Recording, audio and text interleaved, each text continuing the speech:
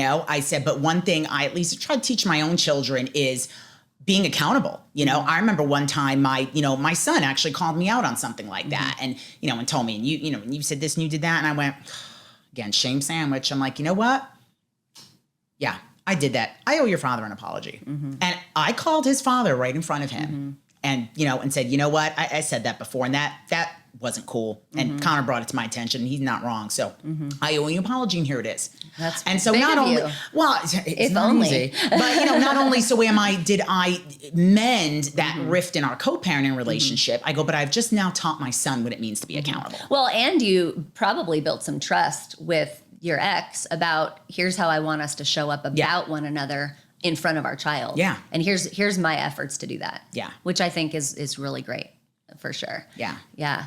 Can you tell me a little bit about the differences that children experience, how children of different ages or at developmental stages experience divorce? Yeah, I mean, overall, most people think that the little children suffer the most and older children, it's going to be easier because they're older. In my experience, it's usually the exact opposite. Especially teenage children are more like, they tend to take it very personally. And because, teenagers are, are focused a lot on themselves. It's a lot of how dare you mess up my life, my senior year of high school with this, but I found that younger children are so resilient. And if you can demonstrate to them that, hey, I'm okay as the parent, this is kind of what we're doing from now on. Kids are like, oh, okay, an adventure.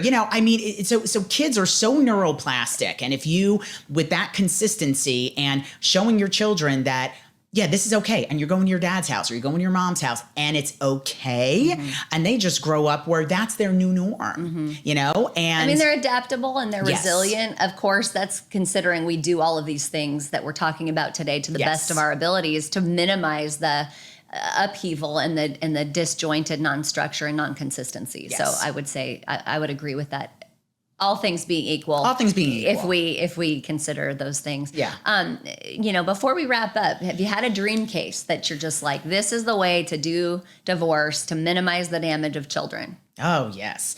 The best way is, we talked about it in our other episode, is collaborative divorce. You take the adversity, you take the court, you take everything that makes a divorce nasty out of that process. You actually have a child specialist that's on your team that is helping you write your parenting plan, that you can ask questions of. How do we do this? What should we do as far as this goes? And there's also usually a communication coach helping you to communicate better as a parent, helping you communicate better with your child. What do I do when my child asks me this?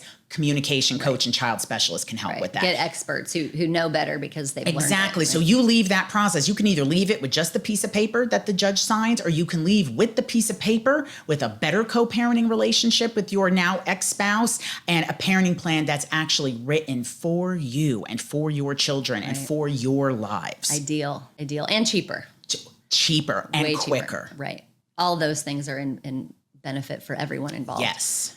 So the last thing I want to talk about is just how do we make sure as the parents that we take care of our own mental health? Because if we can't put our oxygen mask on first, we're not going to have anything left for the people around us. What suggestions do you have? And it's